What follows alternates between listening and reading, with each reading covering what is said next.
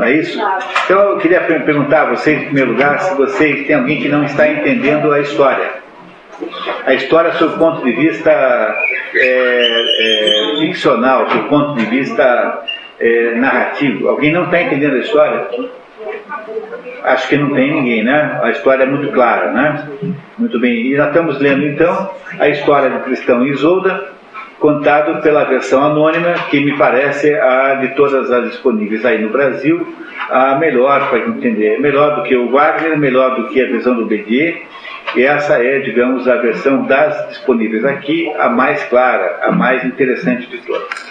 Quando nós paramos para o intervalo, nós havíamos deixado lá Cristão e Isolda à beira da morte. Ambos iriam ser mortos, queimados vivos pelo rei Marcos, que estava agora convicto do crime de adultério cometido pelo seu sobrinho Cristão e pela sua mulher Isolda. Não é? E agora vamos ver o que aconteceu com a nossa dupla romântica aqui. Todos lá? Todos prontos? Então estamos na página 10, no item O Salto da Capela. Não é isso? Salto da Capela. Não há ninguém entre o povo que não Só um minutinho. Oi? Não, já foi. Tá, isso. Salto da Capela. Não há ninguém entre o povo que não se aviere da sorte dos amantes, nem deseje o inferno para o anão, causa de todo mal. Ou, em grande tumulto, sem sucesso, existe do rei perdão para os 2 cativos. Cristão é conduzido aqui antes de Isolda e passa no caminho por uma capela, construída no alto de uma colina escarpada. Cristão pede para retar de sua alma. A capela só tinha uma porta, que de trás dava para o abismo. Cristão entra na igreja, corre para por trás, abre e retira-se no lado. Milagrosamente, a terra sobre um patamar sem se machucar, pois por vontade de Deus que protege, o vento envolcado nas roupas amorteceram da queda. Ainda hoje, as pessoas da Cornualha mostram esse patamar e chamam os fatos de Cristão. A mesa de pedra, Cristão pulou para a areia e correu a toda velocidade para a charneca, na direção da floresta. Vários dos que estavam a rezar na capela vieram à janela e gritaram que era milagre, vendo Cristão tão e salvo fugindo à beira-mar.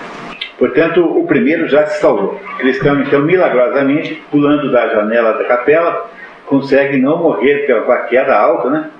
E salvou-se o Cristão. Na floresta de Bambuá, o fiel Borganal traz para Cristão a espada, o norigão, o elmo e o cavalo, dizendo... O norigão é um saião de malha de metal, né?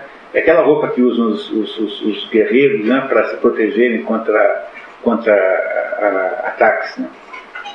Deus concedeu a liberdade, sempre é necessário combater duramente para conservá-la. Rapidamente, corre a notícia da sua Cristão. Até mesmo na prisão, Isolda sabe dos acontecimentos e declara: agora não chorarei mais. Isolda abandonada os leprosos. Marcos está decidido a queimar Isolda, apesar da autorização do senhor Vidano, que tenta fazê-lo ver que tal ação provocaria a ira do Cristão e ninguém mais ficaria salvo no reino. O rei continua inflexível e manda prosseguir a execução. Entre os assistentes encontra-se um grupo de leprosos que sadicamente propõe pena alternativa. Encontrava-se no meio da multidão um bando de cerca de 100 leprosos que tinham vindo de Lancier, onde havia o leprosário. Cada um mais hediondo que o outro, agitavam as macacas de madeira e costeavam as muletas, empurrando-se e acotovelando-se para melhor gozarem do espetáculo. Os leprosos tinham que anunciar sua presença com uma matraca de madeira para que os outros soubessem que eles estavam vindo, para poder se esconder, né, deles, né, o medo do contágio. Então era obrigado que os leprosos anunciassem a sua chegada com uma matraca de madeira. A carne era esbranquiçada e corroída. Sob as pálpebras inchadas, os olhos sanguinolentos estavam dilatados pelas febres. O mais disparado de todos era o chefe do bando, chamava-se Ivan. Com uma voz rouca, gritou ao rei: Ciri, porque a tua mulher te enganou e ridicularizou, queres destruir o corpo nesse braseiro. Concordo que a justiça boa e direita, mas será demasiado breve. Esse grande fogo cedo queimará e o vento não tardará a espalhar as cinzas. Quando a chama da filha dentro de um breve cair e se apagar, o seu sofrimento terá acabado. Queres que eu te ensine um castigo pior, 100 vezes mais longo e cruel, de modo que ela continue a viver, mas uma vida tão miserável e atroz que será pior que a morte? Assim a rainha lamentará todo o resto da vida não ter perecido nessa fogueira, e tu serás ainda mais respeitado. Vê os companheiros que me cercam, com os membros discordes e a face corroída pela lepra. Entrega-lhes Isolda, ser-nos-á comum e terá de se submeter a todas as nossas vontades. Viverá dia e noite nas nossas cabanas, comerá conosco das tigelas, dominar os nossos carros e superar o contato das nossas carnes corrompidas. Há em nós um tão grande ardor, pois o mal atiça nos deseja, que não existe mulher no mundo que consiga suportar as nossas relações carnais. Ao pé de ti, vivia larga, rica e honrada, adornada com joias e vestidos guarnecidos com pele de esquilo. Quando viras nossas cabanas de tanto baixo, quando tiver de nos servir, para tirar a nossa cama, a orgulhosa Isolda lamentará em pé a sua falta e até a chama da fogueira. Hoje que coisa estúpida, né? As versões, digamos, ditas courtoises, né, não tem esse pedaço. Porque isso aqui é uma barbaridade, quer dizer, propor ao rei que entregue a mulher para um estupro coletivo, né, dos leprosos. Quer dizer, é uma coisa de uma brutalidade inacreditável. É um estupro coletivo. É isso aqui, né? É o que é, né? Não é isso? Vamos ver se o Marcos concorda com isso. Não tem um sentido, até às vezes é mais assim, meio que depois ela passar por um negócio, se ela passar, um negócio de humildade, que nem o senhor Julião, né? Eu acho que podia até fazer, ela poderia até ter algum benefício com isso, né? Mas o que eu queria que vocês prestassem atenção aqui é de que você está falando de um sujeito chamado Marcos, né? Que se topar uma coisa dessa, demonstra que tem, embora tenha lá suas habilidades, demonstra também uma animalidade extraordinária, quer dizer, alguma coisa que está muito além do razoável, né? Porque é uma coisa, digamos, um barbarismo extraordinário, isso aqui que os leprosos estão propondo. Vamos ver o que é que ele acha, o que o Marcos acha. Isolda então entrega os leprosos e cercam infortunados, soltando gritos penetrantes. Quem primeiro se aproximaria dela e lhe tocaria com a mão? Olha, entregou a mulher. Né? O sinistro cortejo de leprosos, levando Isolda, entra pela estrada do ancião. Cristão, emboscado no bosque, ataca o grupo, mata Ivan e dispersa os remanescentes aos berros. Depois, para melhor escapar das perseguições, refugiaram-se no cimo de uma colina arborizada e repousaram. Isolda pousou a cabeça no peito do amado e adormeceu. Os amantes na floresta. Na floresta, os amantes vivem da caça com a ajuda de Gorvenal. Viveram assim muito tempo, com duro frio, sol ardente, chuva e vento, na profunda floresta. O cão de caça de Cristão, Gusbert, é solto do castelo e sai à procura do lobo, que encontra seguindo o dedodor. Cristão o ensina a caçar sem latir. O casal já está 2 anos na floresta, vivendo unicamente de vagas selvagens e da carne dos animais que Cristão mata.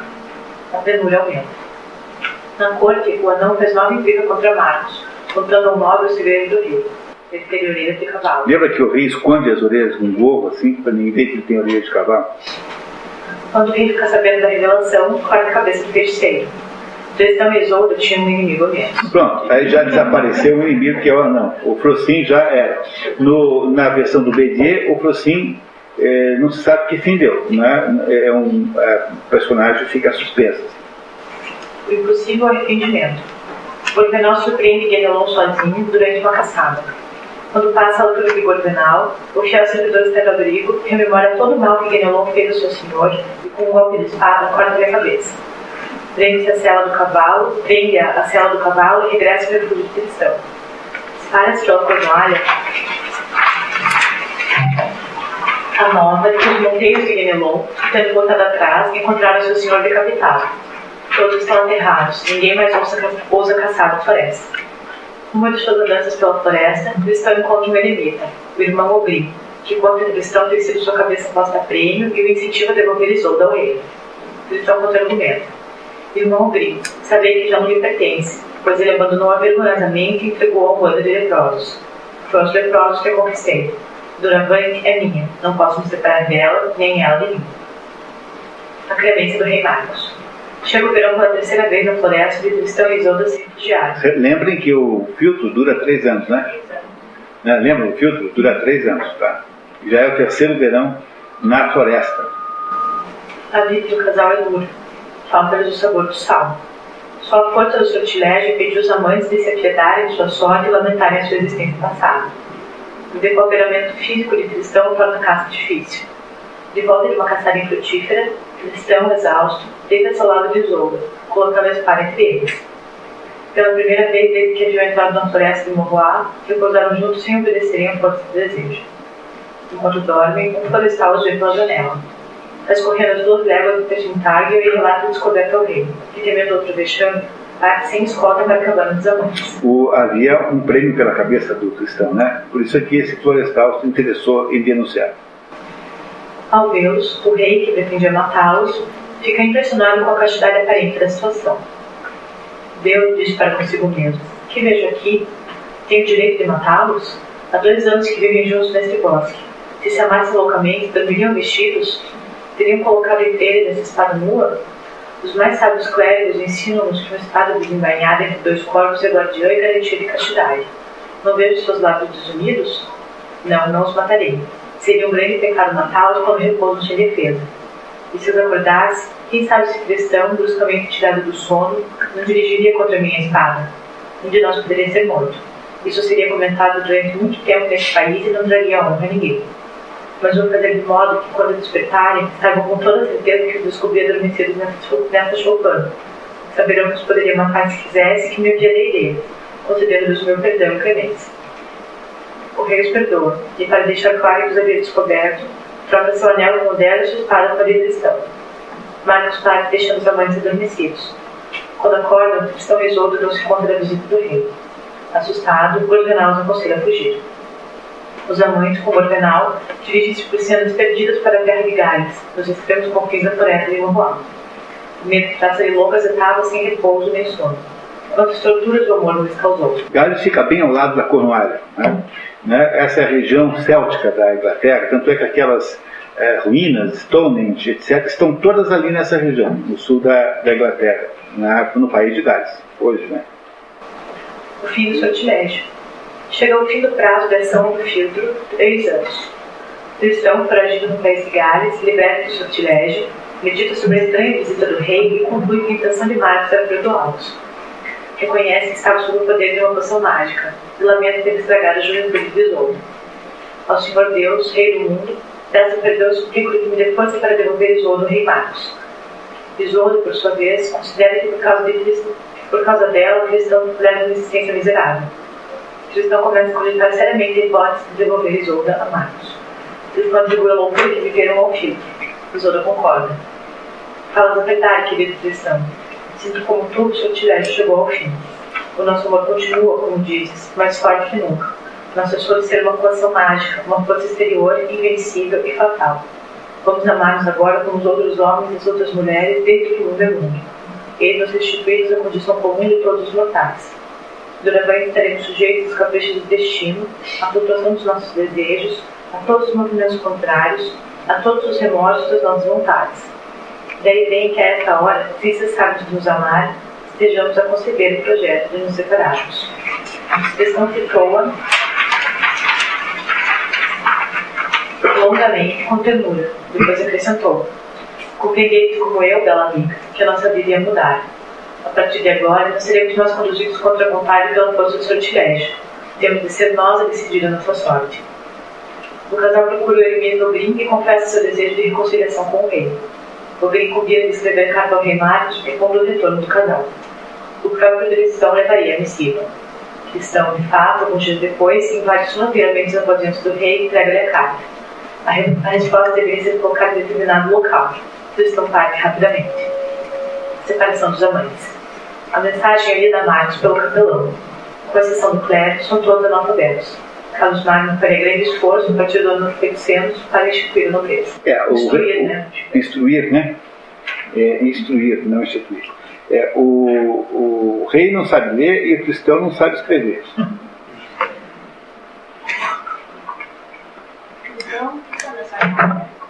É o quê? Então na carta está uma proposta de devolução da moça, mas escrita pelo Ogrin. O Ogrin é um monge, o clero sabe escrever, mas os que não são do clero não sabem. O rei fica contente com o conteúdo que transparencia na sua inocência e declara-se pronto a lutar com armas iguais contra quem tenha falado mal da rainha.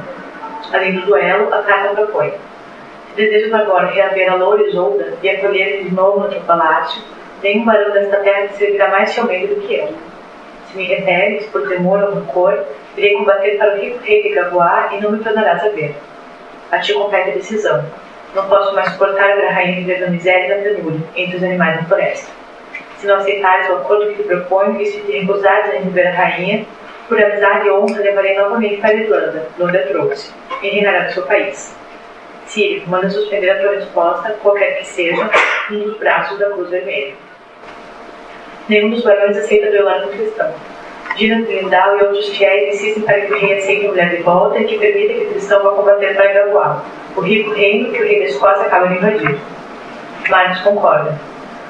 O cristão combina de deixar Ruth dentro com Isolda e recebe dela um anel. O cristão combina com Isolda.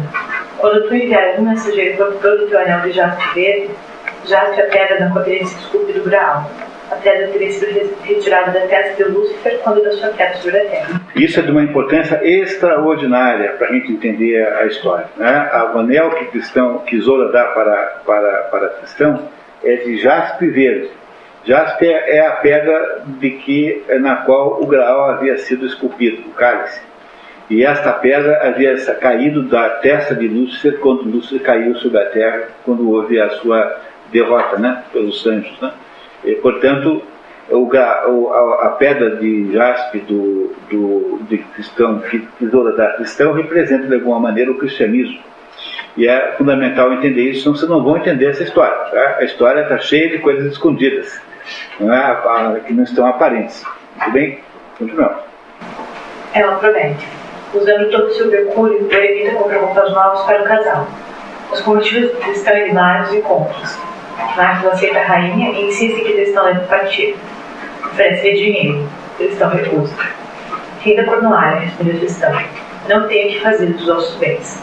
E vós não aceitarei o que tenho. Pobre como sou, é com grande alegria que decidi ver um rei poderoso. O único favor que te solicito hoje é que me devolvais a espada, aquela que me desse outrora para combater o Morgoth e cuja lâmina se fendeu no grande gigante. Havia-me retirado na Britil, quando me surpreendesse numa cabana de Mocoá, adormecido perto da rainha. Permiti que a recupere agora, antes de partir em terra estrangeira. Mandei o meu escudeiro trazer a vossa espada real com o botão do punho em ouro cinzelado, aquela que colocaste junto a mim, no lugar da minha, em sinal de nossa clemência. Não convém que a leve comigo para o exílio. E assim foi. Magnus recuperou sua espada e devolveu-a a Tristão. Sem mais nenhuma palavra, Tristão pegou nas rédeas, meteu o cavalo à prova e caminhou-se para o mar. Isolda seguiu com o olhar enquanto pôde ver.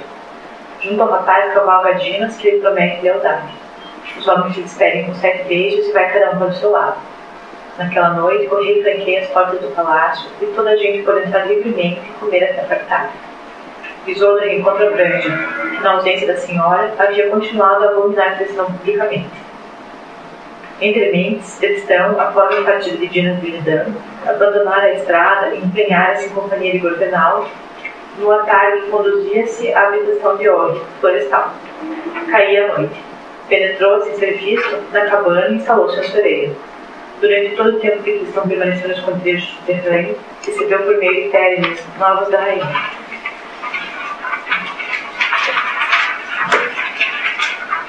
O juramento judiciário é exigido à rainha. O juramento judiciário, também chamado ordalho, é um julgamento ante a Deus. É perante Deus, né? Perante Deus. Aqui tem um item. De modo geral, o julgamento é acompanhado de uma prova física, como jurar com a mão no fogo. Na versão de Joseph Bédier, Isolda faz o julgamento segurando ferros em brasas, mas suas mãos não se queimam. Na versão aqui do Anônima não tem ferro em brasas. Ela faz um julgamento, assim, você julga perante Deus, se você tiver mentido, você vai para o inferno. Então veja que essa é uma época em que as pessoas levavam a sério isso, né? Quer dizer, você perjurar, né, a Deus significa garantia de condenação eterna, portanto é uma coisa grave. Se você acredita nisso, é o mais forte de todas as ameaças que alguém possa sofrer. Mas esse negócio que eu chamo de ordalho, né, essa prática, era feita de muitas maneiras. No caso da versão de Joseph Bédier, ela segura os ferros incandescentes e a sua mão não queima. É como se Deus, então, impedisse, né, respeitasse estivesse aprovando aquela confissão. Né? É o que ela fará aqui, sem ferros em brasa. Os 3 barões inimigos de Tristão e Isolda, Guenelon é decapitada por Gorvenal, restando, portanto, 3. Voltam à carga e insistem que Isolda jure sua inocência. O rei enfurecido ameaça de mandar chamar Tristão. Os 3 recuam, mas o rei está tão bravo que os expulsa. E mais tarde conta a Isolda sua intenção de repatriar Tristão. Isolda, no entanto, preocupada com o... preocupada, né? Que está errado também. Preocupada com o enfraquecimento político do rei, concorda em passar pelo julgamento para calar os barões. Nunca mais me deixarão uma hora de paz, mas se Deus manifestar a minha inocência, estou certo que depois ficarão quietos e não pedirão mais nada. Também quero que o rei Arthur e a sua corte assistam ao meu julgamento. Govan, o seu sobrinho, Giflet e eu, o senescal. Como eles por testemunhos, pronunciarei o juramento. Senhor, fixai uma data e mandai dizer ao rei Arthur que quereis encontrar a ele e as seus fiéis no dia marcado na charneca branca. O rei respondeu: Rainha, falastes como é de honra, e manda todos os seus homens dirigirem-se ao julgamento. Para o rei Marcos seria uma grande perda de poder se os barões o abandonassem. Levariam então, né, uma parte do exército embora, seria ruim. Né? O rei já mostra a sua senhora que ela não poderá jurar em falso sob pena de incorrer na ira divina, e que o filtro não serviria de desculpa para o tribunal como servira para o vinho. A criada pensa no estratagema. Acreditai-me, tenho de empregar outra forma, com palavras tão bem escolhidas e tão engenhosamente compostas que possam ser interpretadas no sentido da verdade por aqueles que a sabem, e no sentido muito diferente por aqueles que não a conhecem. As duas mulheres começaram então a procurar juntas. Imaginaram, para sossegar o rei Mário sem ofender a Deus, um estranho estratagema para o qual o concurso de detestão era necessário. Granja riu muito só a ideia do ardil e Isolda divertiu-se com ela. Isolda manda bilhete de detestão pedindo para estar presente no dia do julgamento, coberto de andrajos como pedinte, e obedecer às orientações dela. Quando ficam sabendo da razão daquele juramento, Sir Govan e Giflet, cavaleiros da Tábua Redonda, indignados, pedem a Marcos autorização para duelar com os barões acusadores. O rei Marcos contemporiza. Senhores, disse, livrai-vos dos arrebatamentos de cólera e de qualquer descortesia.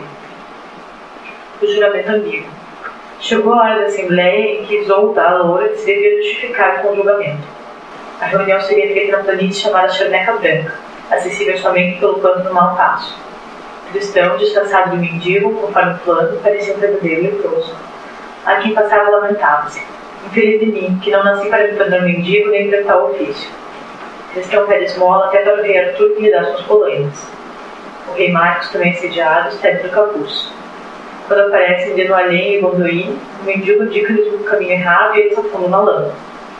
Chega Isolda e, com grande alegria, vê os invejosos na lama e o amado enfileirado no outeiro, vestido de mendigo. Fica com vontade. Seguindo o plano, Isolda dispensa seu cavalo e exige que o mendigo atravesse nas costas. O mendigo não quer me sujar a travessia, levar-me-ás as costas como um burro, em passos lentos, sobre as brechas do coxilhão. Cristão reluta teatralmente e depois atravessa Isolda. Está tudo pronto para a cerimônia.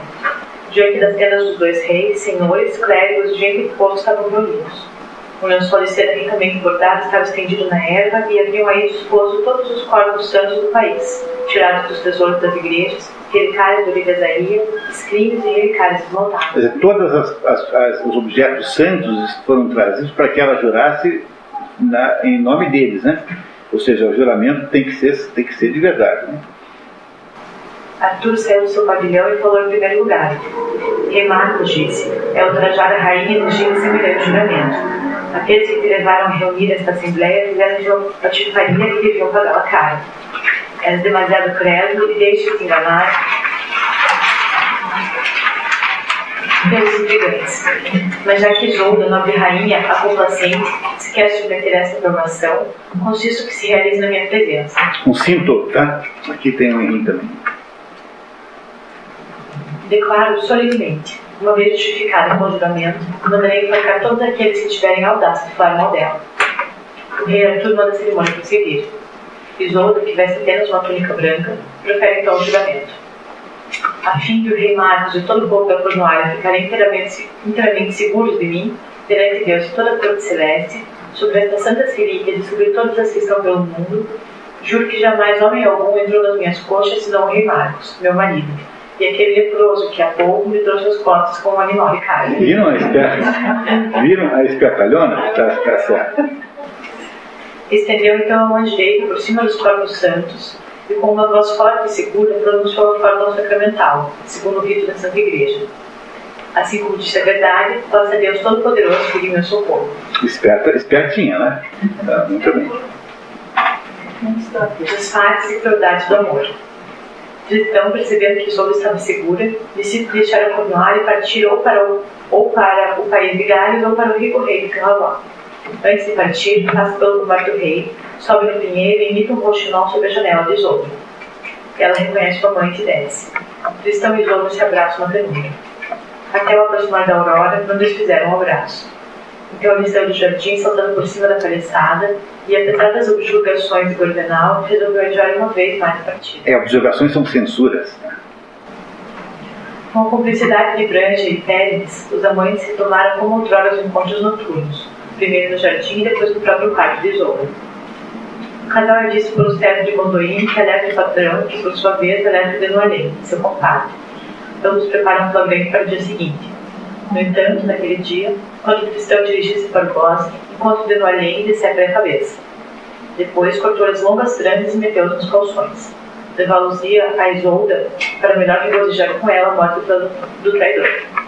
À noite, já com a noite, Tristão percebe a presença de Gondoin que os espionava e o mata com mão fechada. Agora só restam o Duque Aldred e Cariado, mas Tristão, altamente comprometido por aquelas duas mortes, tem de partir. Tristão beijou o homem por última vez, e com o coração oprimido, foi juntar-se a Gordenal, que o esperava no bosque. As coisas sangrentas. Desta vez, Tristão deixou Tintagel com o pensamento de que não voltaria tão cedo, e talvez nunca mais. Era não contar com a estranha aventura que devia, quanto às suas previsões, trazê-lo de volta alguns dias mais tarde.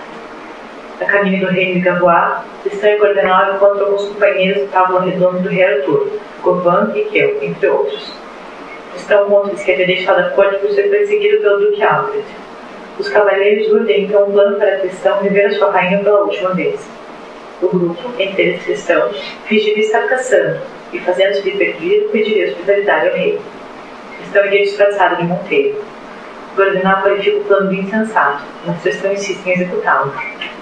O rei os recebe bem e todos vão dormir nos aposentos reais. À noite, quando todos dormem, Tristão tenta aproximar-se do leito da rainha, mas o rei, desconfiado de todos, havia colocado lâminas cortantes em volta da cama. Tristão se corta. Como isso garantiria a incriminação do rapaz, né? Do rapaz, que percebe a situação, inicia uma briga onde todos se ferem. Quando o rei se dá conta, todos estão vertendo sangue. O que restava o rei fazer se não acalmar a contenda e desculpar-se por ter deixado por armadilhas no seu próprio quarto? Enquanto cuidava dos feridos, Tristão já não corria o risco.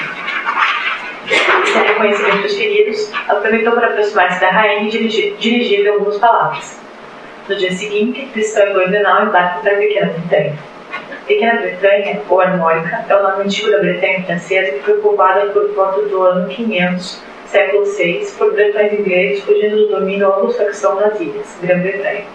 Sua capital histórica é Nantes. Entenderam? A Bretanha francesa era chamada de Pequena Bretanha, porque ela é uma imigração de bretões das ilhas britânicas para o continente europeu, perseguidos pelos anglo-saxões. Lembra que contei a vocês que havia lá uma guerra entre esses dois povos? A razão pela qual a Irlanda não suporta a Inglaterra é essa briga até hoje. É a recusa céltica de aceitar os anglo-saxões, que são vistos pelos celtas como invasores. Os celtas estavam lá quando os anglo-saxões apareceram e são vistos como bárbaros. Até hoje é assim. Não é? Essa é a razão da encrenca antiquíssima entre a Irlanda e a Inglaterra, que é dominada pelos anglo-saxões. A Irlanda continua céltica. E um pedaço desse povo que estava aí fugindo dos anglo-saxões foi para a Bretanha, 500 depois de Cristo mais ou menos, e formaram a tal da Bretanha. A Bretanha francesa hoje, há uma região chamada Bretanha, ou Petite Bretagne, né? Pequena Bretanha, é pequena em relação à Pequena Bretanha, Grande Bretanha, Grã-Bretanha. Por isso que chama-se assim a Pequena e a Grande Bretanha. Mas essa colonização céltica na França não é contemporânea da colonização céltica das ilhas britânicas. Ela é uma migração posterior ao inverso, né? Saindo das ilhas e indo para o continente. A miragem da outra Isolda. Reina da Pequena Bretanha, velho duque de nome Roel, que guerreia contra o vizinho, com o Riol de Nantes. Riol tinha um filho, Carredinho, bravo e cortês, e uma filha, bela e bem educada, a que chamavam Isolda das Mãos Brancas. Pronto, apareceu agora a terceira Isolda. Né? Tristão oferece seus serviços militares ao duque. Contratado, o rapaz liberta várias cidades sitiadas pelo inimigo e obriga Riol a implorar a paz. Tristão fantasia sua Isolda pelo convívio com a nova, e quando, em devaneio, menciona o nome, Carredin julga tratar-se de sua irmã, cuja mão oferece em casamento. Tristão resiste no primeiro momento, mas aos poucos vai se acostumando com a ideia. Se a loura Isolda não se acautela, terei de renunciar ao que não posso ter. Encontrarei o apaziguamento nesse novo amor. Em vez de suspirar pelo impossível, restringirei as minhas forças às coisas acessíveis. Para que eternizar um amor do qual não pode vir nenhuma alegria? Que Isolda, a loura, ame seu dono e senhor e fique com ele. Não a quero censurar. O homem não deve odiar o que adorou. Pode unicamente libertar-se. É odiar, né? Pode unicamente libertar-se, afastar-se e desprender-se disso. Quero duramente forçar-me, a exemplo da loura Isolda, por apreciar o encanto que há nas carícias sem amor. Mas como experimentá-lo se não casando com a jovem que se enamorou de mim e que aspira a dar-me esse prazer? Tristão deseja Isolda das mãos brancas pela sua beleza, que era como que um reflexo da de Isolda da Irlanda, e também pelo nome de Isolda, que lhe recorda o primeiro amor. É a reunião do nome e da beleza que me inspira o desígnio de tomar a jovem por mulher. O sofrimento veio de Isolda é de outra Isolda que espera consolação. Esse que mostra por ela tanta dor, que tem para com seus parentes tantas belas palavras, que todos concordam em celebrar o casamento. Tristão casa-se com Isolda das mãos brancas. Na noite de núpcias, o olhar mágico que Isolda, a loura, lhe havia dado, mostra a imagem da sua amada. Tristão sente remorsos e conclui que a paixão por Isolda, a loura, mais forte que nunca no seu coração, paralisa-lhe a vontade e torna a natureza impotente. Para a mulher, atribui suas dificuldades a uma ferida de guerra ainda não curada. Não vai dar certo com essa Isolda, né, de mãos brancas. A água atrevida. Isolda das mãos brancas e seu irmão Carredin dirige-se à peregrinação dos 7 santos da Bretanha. Ao atravessar o rio, Isolda recebe um esguicho de água entre as pernas e num xiste insinuou a impotência do marido. A água, essa em verdade é muito atrevida e fosse mais longe das minhas pernas do que foi a mão de algum homem, nem mesmo do Tristão. Carredin fica muito surpreendido em saber que o casal vive com um monge e monge. Mais tarde, Carredin tiraria satisfações de Tristão com relação à não consumação da união. Eis a minha última palavra. Se não reparares a tua falta e não tratares doravante a minha irmã como a tua verdadeira mulher, lance-te o meu desafio, pois tal ultraje te oscilava com o sangue. Tristão confessa sua verdadeira situação e se responsabiliza pelo erro do casamento, mas não vê saída. E agora que nunca me será possível unir-me carnalmente a outra mulher que não seja aquela Isolda cuja existência acaba de revelar. Como Carredin não acredita e atribui a história a uma fantasia, Tristão assegura. Engana-se, amigo. É uma mulher de carne e osso. Vive em Tintagem, no reino da Cornualha, e o marido a quem a entreguei é o célebre rei Marcos, cuja fome chegou desde há muito tempo até aqui. Já sabes que sou filho do rei Rivalino de Leones, pois fica sabendo agora que o rei Marcos é meu tio, irmão de minha mãe, e que o único objeto do meu amor é Isolda, a loura, filha de Gormund, rei da Irlanda e mulher do rei Marcos. Ousais ainda afirmar que são quimeras e vãs ilusões do espírito doente? Para provar sua defesa, Tristão embarca para a Inglaterra levando Carredin consigo. O mocho e o corujão. Na Cornualha, Isolda não havia esquecido Tristão. Nada que o rei Marcos pudesse fazer apagaram no seu coração a imagem de Tristão nem enfraquecer o amor que lhe dedicava. Isolda, contudo, não tem notícias de Tristão. Ignora onde está e em que país, se está morto ou vivo. Os inimigos de Isolda sonegam informações sobre os feitos de Tristão na pequena Bretanha. Cariado, o antigo barão inimigo de Tristão, corteja a rainha. Era um belo senhor, cortês, altivo e orgulhoso, mas valia mais nos quadros das damas que na batalha. Era, além disso, belo e bem conversador e fino contador de histórias. Ao ouvir Isolda cantando o leve Guiron, composto por Tristão, sugere que aquela canção denunciava a morte de seu autor. Como resposta, Isolda o acusa de covardia. Vós, cariado, nunca tivesse a menor vontade de partir para longe a fim de realizar desfeitos que vos trouxessem fama. Estais sempre disposto a dizer mal das ações de outrem, mas das vossas nunca se calarão. E batendo, Cariado maliciosamente revela a Isolda que Tristão estava casado em outra terra e parte. A rainha ficou sozinha, atormentada por uma grande aflição. Tristão perjurou. Tristão, será possível? Gostaria de se assegurar da verdade do fato, mas está de tal modo ferido e humilhado no seu íntimo que não se ousa confiar em ninguém, nem mesmo a Brancha, a sábia, nem o Franco Pérez. O reencontro dos amantes. Tristão e Carredin desembarcam na Cornualha, não longe de Tintagel, numa enseada deserta vizinha do castelo de Dinas de Eridan. Tristão pede a Dinas que o esconda e ajuda a rever Isolda pelo menos uma última vez. Tristão descobre que os reis querem partir em 3 dias para Lancian e manda a Isolda uma mensagem com seu anel de jaspe verde. Dinas leva a mensagem a Isolda. Ela quer saber do emissário se Tristão se havia casado. Ele confirma, mas explica. Rainha, nesse ponto disseram-nos a verdade, mas ele assegura que a despeito desse casamento, que aliás nunca consumou, não nos traiu de modo algum, que nem um único dia cessou de nos amar acima de todas as mulheres, que morre se não nos vê, nem que seja só uma vez. Suplica-vos que consintais, pela promessa que lhe fizestes no dia em que vos restituiu o rei, ao rei. Tristão, Bordenal e Carredin escondem-se no caminho de Tintagel e Lancian. O cortejo aparece na estrada. Carredin, observando a distância, acha que Branja é a mulher mais bela que havia visto. Parece a rainha. Desta vez, disse Tristão em a voz, é a rainha. Carredin contemplava fixamente, e tal era o seu encantamento que ficou boquiaberto. A partir desse instante, não mais duvidou da palavra que Tristão lhe dera. Tristão imita pássaros, Isolda o reconhece, pede para parar nas margens do bosque e diz em voz alta. Fala que Tristão ouça, né? Não é isso? Pássaros desse bosque que me deleitaram das esplendorosas canções. Tomo-vos a meu serviço. Enquanto meu senhor Marcos cavalga até Lancian, quero regressar a Tintagel, pois esta viagem fatiga-me. Pássaros, escutai-me até lá. Esta noite recompensar-vos-ei largamente, como bons menestréis. Porque esta noite ela recompensará os pássaros, né? Não é isso? Muito bem.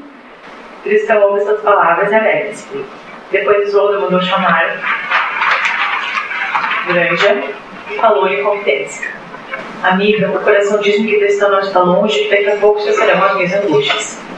Quando estiver em torno de Tintagel, vigie a porta. É possível que tenha que vir ter comigo sobre algum dos cálices.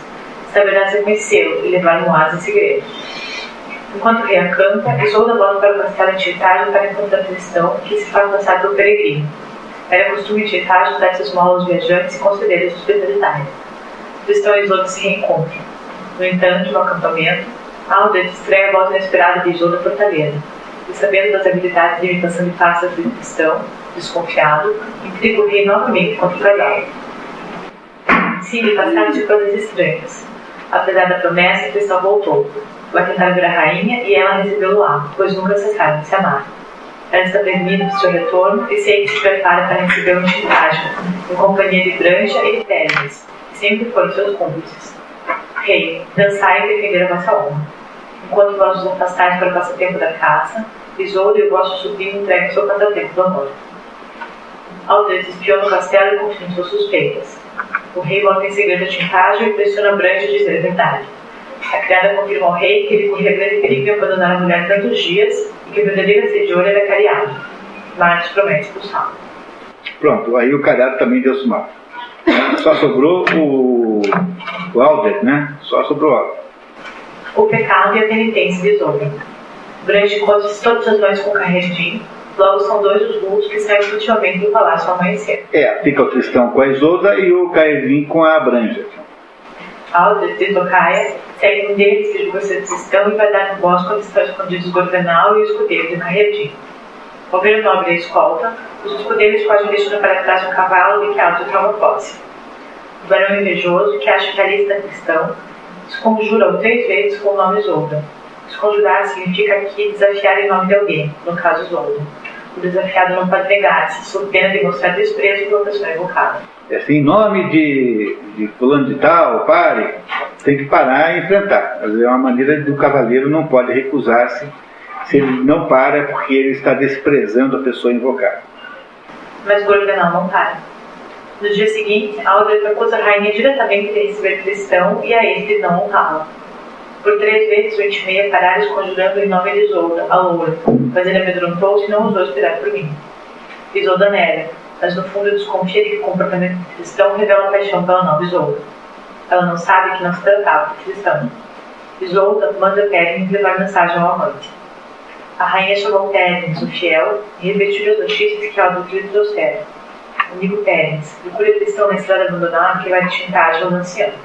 Dir-lhe-ás que não saúdo e que não seja tão audacioso que hoje doravante aproximasse de mim, pois falou-ei expulsar pelos sargentos e lacaios. Está insumadíssimo por causa da outra Isolda. Cristão encarrega Pérez de esclarecer o equívoco. Ela não acredita. No dia seguinte, Cristão perambula por Tintário disfarçado de mendigo. Seu único desejo é avistar a rainha e fazer-se reconhecer por ela. Ela passeia com uma comitiva, reconhece Cristão, nega-se a dar para ele e manda os lacaios expulsá-lo.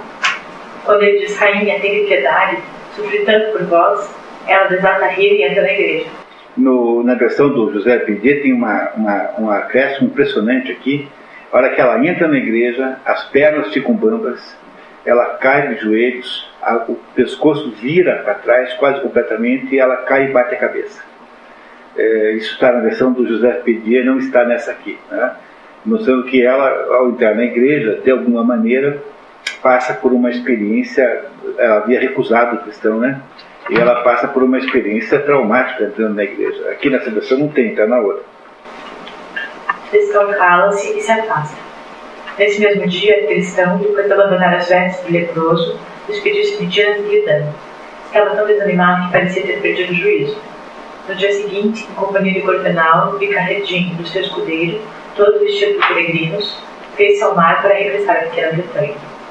A rainha não tarda sem perder de seu orgulho. Compreende que perde de falar a verdade. Infeliz de mim, exclamou. Peguei contra o meu amor. Durante o dia me há e nunca mais o verei. Jamais saberá quão arrependido estou, nem que permitisse me impor a mim mesmo. E oferecer-lhe como penhor dos meus primórdios. Desde esse dia, Isolda, a loura, passou a usar o silício e fez o voto de trazê-lo contra a carne até que Cristão perdoasse. Silício é um instrumento de tortura, é uma cinta com pontas que a pessoa amarra na cintura, que fica doendo o dia inteiro. É um processo de auto-infração, infração de sofrimento que os religiosos usam, né? Silício é isso. Cristão louco. Um ano depois, na pequena Bretanha, Cristão prefere morrer a viver na dor o resto da vida. Está obcecado em voltar para o ar e rever Isolda. Numa manhã em que errava sem ninguém saber, os passos conduziram ao porto, onde encontrou uma grande e bela nau de mercadores estrangeiros. Parte nela para a Inglaterra. 3 dias depois, a porta em Chicago. Cristão se disfarça de louco e vai ao castelo. Marcos o recebe e Cristão discursa enlouquecidamente na presença dos reis. Acabo de desembarcar no banco de mercadores. Também vos quero dizer quem sou e o que peço. A minha mãe era uma baleia que vivia no mar como uma sereia. Não sei onde nasci, mas sei quem me alimentava. Uma grande tigresa deitava numa gruta onde me encontrara. Estava estendido numa larga pedra e ela dava-me de mamar. Também tinha uma irmã muito bela. Dá-me-la aí, se quiseres, em troca de Isolda, que eu amo apaixonadamente. Façamos esse negócio. Vós aborrecei-vos com Isolda, da Ima e unido-vos a outra mulher. Se me entregardes Isolda, serei vosso homem e servir-vos-ei até o fim dos meus dias. O rei riu-se e perguntou: tão verdade como Deus te possa ajudar e te presenteasse com a rainha, diz-me, o que farias dela? Para onde a levarias? Rei, respondeu o louco, conservando o olhar fixo em Isolda. Tenho lá em cima no céu uma sala onde habito. É toda feita de vidro, bela e grande, pendurada nas nuvens e toda banhada pelo sol. Qualquer que seja a violência dos ventos, não se mexe nem cai. Perto da sala há um quarto feito de cristal. Quando o sol se levanta, a claridade é maravilhosa. O rei e os outros desatam a rir ruidosamente e zombam entre si dos desconexos. Como vocês são espertinhos nessa altura do campeonato, depois de 78 livros, vocês certamente não acham que essas palavras sejam tão enlouquecidas assim, né? Tem alguma coisa dentro disso que faz muito sentido. Depois a gente vai entender. Diz que seu nome é Tampis. Isolda, lembrando que Cristão, disse que não pode ser. O louco lembra de ter sido procurado por ela e conta a história, mas Isolda insiste. Deixe-nos, é louco de nascença e eu não faço caso nenhum de ti nem dos teus disparates. O louco continuou a contar as fações de Cristão. Isolda quer se retirar, mas o rei não permite. Tenha um pouco de paciência, doce amiga. Devemos ir até o fim da tua loucura? Tenho pressa de saber até onde esse vagabundo quer chegar. A rainha finalmente vai para seus aposentos e confessa a Branche que aquele homem deve ser um feiticeiro, porque conhece a vida dela e deixou-a pariu. Branche desconfia. Senhora, inquire Branche, a avisada, esse louco será o próprio Cristão? Oxalá que não. É grosseiro e de onde desforma, enquanto o Cristão é belo, fino e ágil. Ah, que Deus confunda esse louco. Maldita seja a hora em que nasceu e maldita a nau que trouxe para esse país. É uma grande pena que os marinheiros não tenham atirado mais profundo. Brecha vai vir com o louco e conclui que esse mesmo de Tristão, que por sua vez acaba penetrando nos aposentos da rainha, contra o detalhe da vida dos dois, e chama Roosevelt, que o reconhece. Embora Isolda relute, as provas são tantas que ela acaba cedendo. Isolda não hesita mais, reconhece a voz que lhe é querida, deita os braços à volta do pescoço de Tristão e cobre-lhe de beijos. Tristão pede água e lava a tinta do rosto. Passa a noite com ela e despede de manhã. Chegando amanhã, Tristão diz: meu amor, se o rei me surpreendesse contigo nesse quarto, mandar-nos eu matar os dois. Para tal salvação, embora me custe, tenho que me afastar de ti uma vez mais. Ah, Tristão, belo e doce amigo, sei que em verdade nunca mais verei neste mundo. Tristão respondeu-lhe: não sei o que você será no futuro, mas estou certo de que nunca cessarei de amar. Isolda continuou: belo amigo, toma-me nos teus braços e leva-me então para o país infortunado e qual me palavras não há muito. O país do qual ninguém regressa. Esse país aqui é o ponto central aqui, né? Esse país de que ninguém regressa. Leva-me. Sim, iremos juntos para o país afortunado dos vivos. Aproxima-se a hora. Não bebemos já toda a miséria e toda a alegria? Aproxima-se o momento. Quando tiver chegado, se te chamares, Isolda, dirás: amor, bem sabes que irei. Então Tristão despediu-se da amada, mas jamais em vida a devia tornar a ver. A sala das imagens. De regresso à pequena Bretanha, Tristão vive na dor e na angústia, mantendo a mesma frieza em relação à Isolda de mãos brancas. O segredo de Tristão continuava guardado no carralhinho. Certo dia, Tristão passeia com seu sogro que lhe indica um rio corrente violento como limite entre as terras de Roel e as do gigante Beliagoga. Em nenhuma hipótese aquele rio deveria ser transposto. Tristão, no entanto, interessa-se por uma ilha com belas árvores, altas, direitas e robustas e das mais diversas espécies, do lado de Beliagoga. O rapaz pensa construir ali uma habitação que pudesse ficar solitária. No dia seguinte, lança-se a cavalo na corrente e com muitas dificuldades chega a ilha. Após ter errado por algum tempo, pegou na trompa e arrancou-lhe um som tão forte e prolongado que o gigante ouviu. Beliagoga aparece e ordena a Tristão que saia imediatamente. O herói, no entanto, desafia: quero bater aqui tantas árvores quanto me apetecer, e aquele que de nós dois vencer o outro disporá do resto da floresta. Lutam e Tristão vence o gigante que lhe pede clemência, oferecendo-lhe seus tesouros, que Tristão recusa e troca pela mão de obra necessária para construir a habitação sobre um outeiro elevado cercado por um fosso circular que comunicava por um canal com o mar. E esse fosso era tão largo que não se podia tomar pé no outeiro nem dele sair se a maré não estivesse completamente vazia. Exatamente o caso do Monte Saint-Michel, no Canal da Mancha ou um local diferente na Cornualha, que parece ter sido a inspiração para essa narrativa. O Monte Saint-Michel é muito posterior a essa época aqui, portanto não deve ser ele que inspirou, embora coincidentemente fique na Bretanha. A habitação é construída em segredo e uma área subterrânea especialmente decorada. Na primeira sala, a Tristão colocou a figura do morto estendido morto no seu barco. Diante dele, 12 donzéis, esculpidos em madeira pintada e marfim, e outras tantas donzelas, vestidas de seda e com ornatos bordados, bailavam e dançavam carola, representavam a juventude da Cornualha celebrando alegremente a vitória de Tristão sobre o Mormont. Mais atrás, via-se o dragão de Irlanda, que se erguia sobre a cauda, a boca aberta e as garras de fora. Todos os outros episódios da vida de Tristão e Isolda são representados nas outras salas, incluindo o estado do gigante Beliagoga. Sem que os nobres de Roel saibam, Tristão frequentando a ilha a sala de imagens todos os dias, pensando na sua amada. Certa vez revia a imagem de Isolda, tomava-a nos braços e beijava como se ela estivesse viva, e lembrava dos seus amores, das suas dores e os tormentos. Quando estava alegre, sentava-se nos cabelos de carvalho, no meio da sala, e cantava para agradar a amada um dos duetos que compuseram sua honra. Mas quando a tristeza se apoderava da sua alma, testemunhava-lhe de sagrado e cólera, mas ainda não conseguia imaginar nos seus devaneios que ela voltava ao esquecimento e que não pudera impedir de amar o outro na sua ausência. Assim vive Tristão, a quem a paixão possui. Por vezes foge a imagem, por vezes volta para ela. Por vezes tem para ela olhares radiosos e por vezes mostra-lhe um rosto de desgosto. A última ferida. Carrodin confessa que Tristão seus desejos amorosos por Gargiolan, mulher do rico e poderoso anão Badaliz. Tendo forjado uma chave de acesso à residência de Badaliz, Carrodin convoca o cunhado para a temerária aventura de invadir, na ausência do anão, os seus domínios. Ficando de guarda, Tristão vê o anão e comitiva retornando da caça. Dá o aviso e o grupo tenta fugir. Tristão, Carrodin, Guardenal e outros fugem. Cercados por adversários superiores em números, O Ordenal é atingido mortalmente. Tristão é atingido pelo lance envenenado de Badalista. Terceira vez que ele é envenenado. Com dificuldade, o trio consegue chegar ao castelo. Todas as tentativas de curar Tristão revelam-se inúteis. Tristão suplica a Carredinho. Fica sabendo que mais ninguém me pode curar além de Isolda, a loura. Só ela, se quiser, pode realizar esse milagre. Contanto que seja informado do estado em que me encontro, estou certo de que não se poupará a nada para me salvar. É por isso que, em nome da nossa amizade, te suplico que vás procurar no castelo de Dintário e lhe peças que venha sem demora contigo para me salvar a vida. Carredinho toma o anel de jaspe dele e parte com uma mensagem para Isolda. Depois de ter saudado da minha parte, disse que não há para mim nenhuma esperança de cura se ela não vier tratar em pessoa. A menos que me reconforte com um beijo de sua boca, terei que ir dessa para melhor com um grande desgosto meu. Tristão pede sobretudo que Carredinho nada diga a sua irmã. Ela não foi pedido. É possível, replicou Tristão. Não sei se terei forças para aguentar tanto tempo sem ser socorrido, mas Deus sustentar-me-á pela virtude da esperança.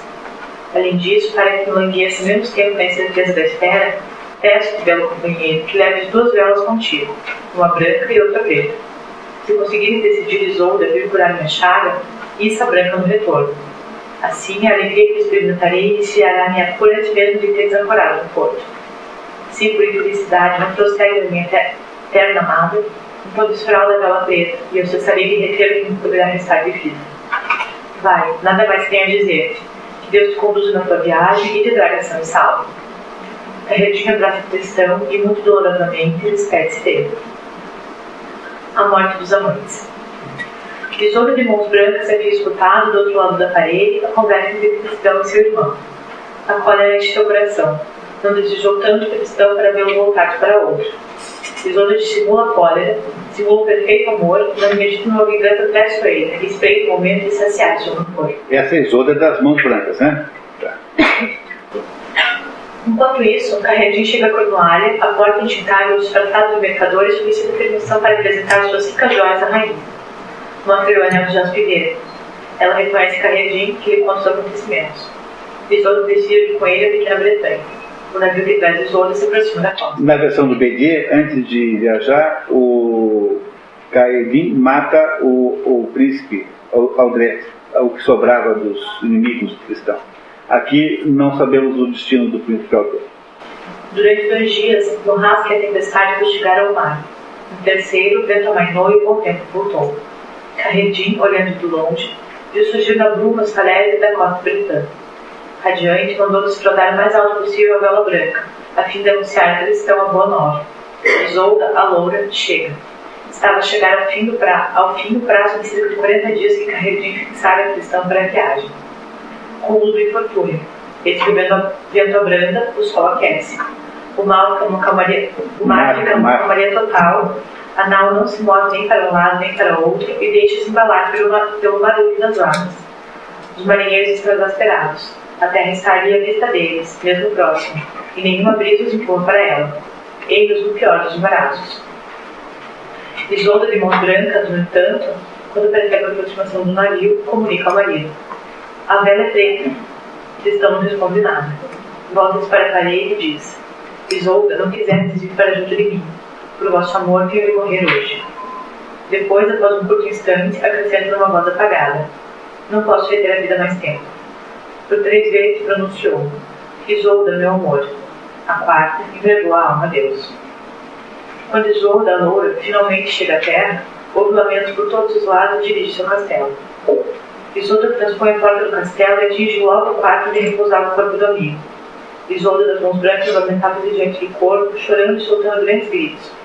A recém-chegada, pálida e sem uma lágrima, aproxima-se dela e diz-lhe: Mulher, levanta-te e deixa-me sozinha aqui. Tenho mais direito de me infligir do que tu. Acredita-me, amei mais. Mantém-se em pé diante do leito fúnebre, a cabeça voltada para a frente, as mãos erguidas para o céu e reza em silêncio. Em seguida, dirige-se a ele para declarar o seu oferecimento. Tristão, morresses por amor de mim. Uma vez que já não vives, também eu não tenho nenhuma razão para viver. Tudo doravante me será sem doçura, sem alegria, sem prazer. Maldita seja a tempestade que me atrasou no mar. Se eu tivesse podido chegar a tempo, ter devolvido a saúde e teríamos docemente falado do eterno amor que nos une. Mas já que não posso curar, que possamos ao menos morrer juntos. Aproxima-se do leito e estende-se a todo comprido sobre o corpo de cristão, rosto com rosto, boca com boca. Neste abraço supremo, sucumbe à violência da dor e expira no soluço. Aí nós vamos parar aqui um pouquinho e vamos assistir isso que acabou de acontecer. Numa das mais belas passagens musicais da história da música, vocês vão ver então a área final chamada Liebestod, Morte por Amor, em que, regida pelo Karajan, regendo a Filarmônica de Berlim, e com a Jesse Norman cantando a área, como quase ninguém é capaz de fazer tão bem. É uma coisa emocionante. Infelizmente, essa gravação aí é transcrição de uma fita de VHS, então ela não tem legendas em português, e vocês vão ter que ouvir em alemão mesmo, mas como vocês já sabem a história, não há nada aí que possa atrapalhar de verdade. É um dos momentos mais bonitos da música erudita de todos os tempos, a área final em que a Isolda encontra Tristão morto e morre de amor em seguida.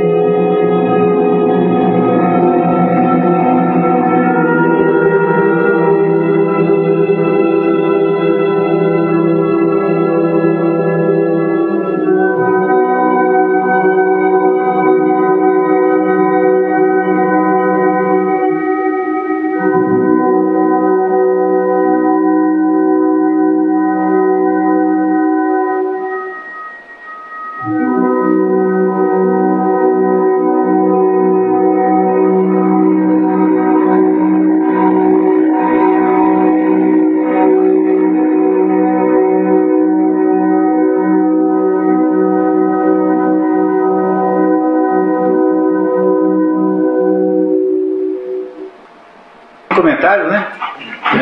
Sem comentários. É difícil alguém morrer sem escutar isso antes, né? É uma pena, né, se alguém fizer isso, né? Essa Libes toda aí é a mais bonita que eu conheço. Como? Tá. É a mais bonita interpretação que eu conheço. Jessie Norman, cantora erudita, né? Cantora de ópera.